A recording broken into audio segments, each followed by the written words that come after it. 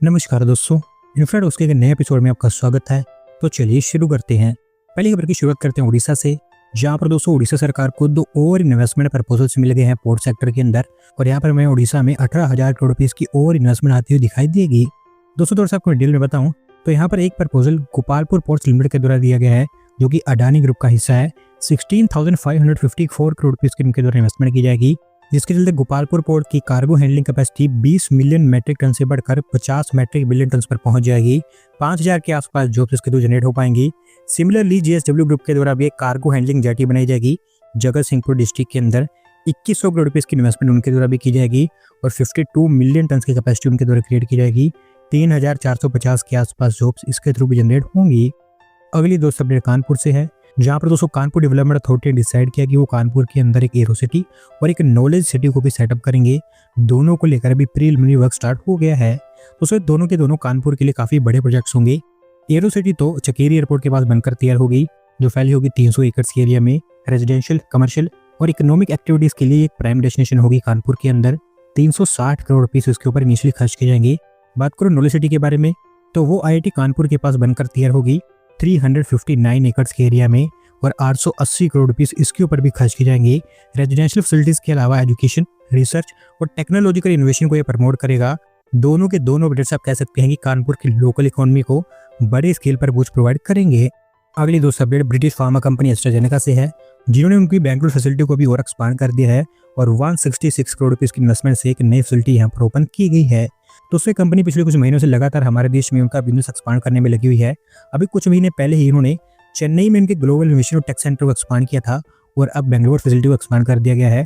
इनका कहना है कि ये कंपनी एक डायनामिक हब होगी, जहां पर global therapeutic areas, AI powered health care solutions और डिजिटल हेल्थ टेक्नोलॉजीज के ऊपर क्लिनिकल रिसर्च का काम किया जाएगा। ओवरऑल 400 के आसपास नई जॉब्स यहाँ पर जनरेट होंगी। अगली दोस्तों अपडेट चेन्नई मेट्रो से है, जहां पर दोस्तों चेन्नई मेट्रो रेल लिमिटेड ने डिसाइड किया कि वो चेन्नई मेट्रो की लाइन 5 को थॉमस माउंट तक एक्सटेंड कर देंगे और इसको लेकर ब्लूप्रिंट तैयार कर लिया गया है। दोस्तों अभी तक होता ही था कि जब भी लोगों को मध्यवरम से चेन्नई के सदर्न सबर्ब्स की तरफ ट्रैवल करना होता था तो उनको अलादूर में आकर ट्रेन चेंज करनी पड़ती थी। लेकिन एक बार जब ये कॉरिडोर थॉमस माउंट तक एक्सटेंड कर दिया जाता है तो ये चीज़ बिल्कुल खत्म हो जाएगी, क्योंकि थॉमस माउंट फिर एक इंटरचेंज स्टेशन बन जाएगा, जहां से कॉरिडोर 2 और कॉरिडोर 5 दोनों के ऊपर ट्रैवल किया जा सकेगा। और क्योंकि इस एक्सटेंशन की लेंथ जस्ट 1.25 किलोमीटर की होगी, तो आप कह सकते हैं काफी इजीली एक साल के अंदर अंदर इसको कंप्लीट कर दिया जाएगा। अगली दोस्तों अपडेट तेलंगाना से है, जहां पर दोस्तों तेलंगाना सरकार के द्वारा जहीराबाद इंडस्ट्रियल सिटी के ऊपर काम स्टार्ट कर दिया गया है और इसके लिए उन्होंने सेंट्रल गवर्नमेंट के साथ में पार्टनरशिप की है। दोस्तों industrial area Hyderabad Nagpur industrial corridor का हिस्सा होगा, जो पिछले ऑलमोस्ट 10 सालों से प्लानिंग के स्टेजेस में है। फाइनली अब इसके ऊपर प्रोग्रेस होता हुआ दिखाई दे रहा है। पहले फेज में इंडस्ट्रियल सिटी 3,245 एकड़ के एरिया में फैली होगी और अच्छी बात यह है कि 91% of the land already Telangana सरकार के पोजीशन में है। तो just 248.48 acres of private land यहाँ पर एक्वायर करनी पड़ेगी, जिसके ऊपर काम स्टार्ट हो चुका है। 2,361 करोड़ रुपए यहाँ पर सरकार के द्वारा खर्च किए जाएंगे इसको इन्वेस्टमेंट रेडी बनाने के लिए। सरकार को उम्मीद है कि 10,000 करोड़ रुपए से ऊपर की यहाँ पर इन्वेस्टमेंट आ पाएगी और 2.25 लाख के आसपास जॉब्स इसके थ्रू जनरेट होंगी। अगली दोस्तों अपडेट ओवर स्टोरेज को लेकर है, जहाँ पर दोस्तों हमारी एनर्जी सिक्योरिटी को और बेहतर बनाने के लिए भारत सरकार 6 स्ट्रेटेजिक पेट्रोलियम रिजर्व देश में प्लान कर रही है और इसके लिए इंजीनियर्स इंडिया लिमिटेड को एज कंसल्टेंट हायर किया गया है, जो इनकी डीपीआर प्रिपेयर करेगा।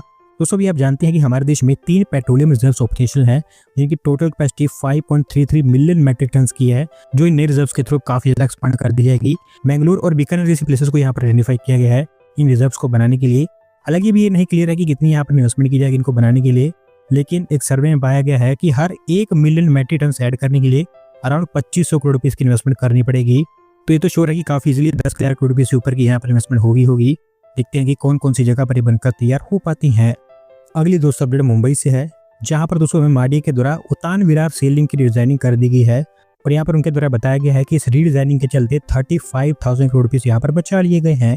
दोस्तों उतान विरार सेलिंग टोटल 55 किलोमीटर लंबा एक कोस्टल रोड होगा, जिसमें मेन सेलिंग की लेंथ 24.4 किलोमीटर की होगी, जबकि बाकी अप्रोच रोड्स होंगे जो कि उतान, विरार और वसई में बनाए जाएंगे। ओरिजिनल प्लान के अकॉर्डिंग इसके ऊपर 87,427 करोड़ रुपए का खर्च आने वाला था, लेकिन अब नए प्लान के अंतर्गत यहाँ पर 52,652 करोड़ रुपए का खर्च आएगा, क्योंकि रिडिजाइनिंग के अंतर्गत 4+4 लेन की बजाय अब 3+3 लेन का लेआउट यहाँ पर तैयार किया जाएगा।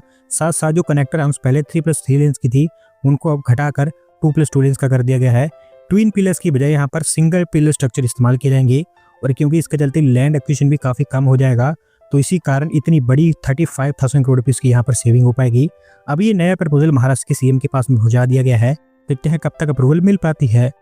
अगली दोस्तों अपडेट तमिलनाडु से है, जहाँ पर दोस्तों French company Schneider electric Tamil Nadu में एक और मैन्युफैक्चरिंग प्लांट सेटअप करने जा रहा है और इसके लिए उनको होजर के होराइजन इंडस्ट्रियल पार्क में लैंड मिल गई है।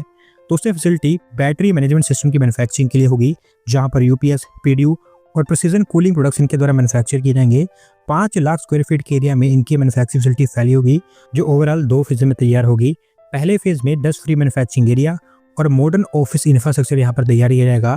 पहला फेज 2026 तक तैयार कर दिया जाएगा और इसके थ्रू 1500 के आसपास नई जॉब्स यहाँ पर जनरेट होंगी। अगली दोस्तों अपडेट दिल्ली से है, जहाँ पर दोस्तों दिल्ली के सीएम के द्वारा 105 और नई बसेस को फ्लैग ऑफ किया गया है और ये बसेस भी दिल्ली इलेक्ट्रिक व्हीकल इंटरकनेक्टर स्कीम का ही हिस्सा है। दोस्तों बेसिकली स्कीम के अंतर्गत दिल्ली के अंदर मिनी बसेस को इंट्रोड्यूस किया जा रहा है लास्ट माइल कनेक्टिविटी को इंप्रूव करने के लिए, और ये मिनी बसेस दिल्ली जैसी सिटी के लिए काफ़ी ज़्यादा सूटेबल्स है, जहाँ पर काफ़ी ज़्यादा पुराने एरियाज बने हुए हैं और रोड्स हर समय कंजेस्टेड रहते हैं। इन बसेस के साथ साथ नरेला के सेक्टर 9A में एक नया डीडसी बस डिपो भी ओपन किया गया है, जो 4000 स्क्वायर मीटर के एरिया में बनकर तैयार हुआ है। 2.63 करोड़ रुपये यहाँ पर खर्च किए गए हैं। बस बेस के अलावा कैंटीन्स, मेडिकल फैसिलिटीज और ईवी चार्जिंग स्टेशन भी यहाँ पर बनकर तैयार हुए हैं। 75 के आसपास बसेस यहाँ से ऑपरेट हुआ करेंगी और 9 अलग अलग रूट्स पर इनको चलाया जाएगा। अगली दोस्तों अपडेट महाराष्ट्र से है, जहाँ पर दोस्तों महाराष्ट्र की ओरिक सिटी लगातार इन्वेस्टमेंट को अट्रैक्ट करते जा रही है और अभी यहाँ पर 6 और इन्वेस्टमेंट प्रपोजल्स को अप्रूव किया गया है। दोस्तों हमारे देश में अभी के समय जितनी भी स्मार्ट सिटीज बनकर तैयार हो रही हैं, उनमें से ओरिक सिटी बाय फार सबसे बेस्ट परफॉर्मिंग सिटी रही है, क्योंकि लगातार कुछ ना कुछ समय बाद यहाँ पर हमें इन्वेस्टमेंट प्रपोजल देखने को मिल जाते हैं। अभी कुछ समय पहले मैंने आपको बताया भी था कि यहाँ पर लैंड कम पड़ गई है, जिसके लिए और लैंड एक्वायर की जाएगी और अब 6 इन्वेस्टमेंट प्रपोजल यहाँ पर अप्रूव किए गए हैं, जिसमें महिंद्रा के द्वारा 350 करोड़ रुपीस, मेटलमैन के द्वारा 190 करोड़ रुपीस, खराको इंडस्ट्रीज के द्वारा 100 करोड़ रुपीस, जूना सोलर के द्वारा 400 करोड़ रुपीस, एनएक्स लॉजिस्टिक्स के द्वारा 100 करोड़ रुपीस, जबकि टोयोटा के द्वारा 140 करोड़ रुपीस इन्वेस्ट किए जाएंगे। कुल मिलाकर 1280 करोड़ रुपीस की यहाँ पर इन्वेस्टमेंट आएगी और 3300 के आसपास नई जॉब्स यहाँ पर जनरेट होंगी। अगली दोस्तों अपडेट मेघालय से है, जहाँ पर दोस्तों मेघालय के सीएम के द्वारा एक नई कैंटिलीवर स्काईवॉक का प्लान सामने रखा गया है और ऐसा बताया गया है कि मॉनसून के बाद इसका कंस्ट्रक्शन स्टार्ट हो जाएगा। दोस्तों कैंटिलीवर ब्रिज मेघालय का सबसे लंबा कैंटिलीवर ब्रिज होगा, जो ईस्ट खासी हिल्स में मार्कडोक लोकेलिटी में बनकर तैयार होगा। 40 मीटर के आसपास इसकी लेंथ होगी, जहाँ पर कैंटिलीवर सेक्शन सिर्फ 7 मीटर लंबा होगा और स्पेसिफिकली बताया गया है कि टूरिज्म के लिए इसको तैयार किया जाएगा, क्योंकि ये लोकेशन ऑलरेडी एक काफ़ी अच्छा खासा और फेमस व्यू पॉइंट है लोगों के लिए, और उसी अपील को बढ़ाने के लिए यहाँ पर स्काईवॉक बनाया जाएगा। 51.7 करोड़ रुपीस यहाँ पर खर्च किए जाएंगे। अभी ऐसा बताया गया है कि टेंडरिंग यहाँ पर कंप्लीट हो चुकी है और मॉनसून के बाद यहाँ पर काम स्टार्ट हो जाएगा और मोस्टली अगले साल के अंदर अंदर ही तैयार हो जाएगा। आज के सुबह की अपडेट हमारी इकोनॉमी को लेकर है, जहाँ पर दोस्तों भारत का इकोनॉमिक इम्पैक्ट ग्लोबल लेवल पर लगातार भी बढ़ता ही जा रहा है और अभी एक नई रिपोर्ट के अकॉर्डिंग भारत ने G7 कंट्रीज को ग्लोबल ग्रोथ के मामले में पीछे छोड़ दिया है।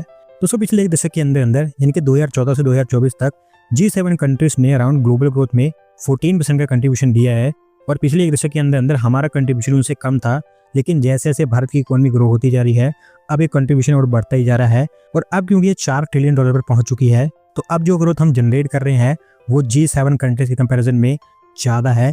पता चला गया है कि 2025 से लेकर 2030 तक भारत ग्लोबल ग्रोथ में 15% का कंट्रीब्यूशन करने वाला है, जो G7 से ज़्यादा होगा, क्योंकि इनका 14% के आसपास ही रहेगा। और अब जैसे हम यहाँ पर ग्रो कर रहे हैं, अब देखेंगे कि आने वाले समय में हमारा ग्रोथ G7 कंट्री से ज़्यादा ही रहेगा। दोस्तों आज की वीडियो में बस इतना ही। अगर आप अपनी तरफ से अपडेट सबमिट करना चाहते हैं तो डिस्क्रिप्शन के लिंक पर क्लिक करके सबमिट कर सकते हैं। और अगर आज की वीडियो पसंद आई हो तो वीडियो को लाइक करें, चैनल को सब्सक्राइब करें। धन्यवाद वीडियो को देखने के लिए।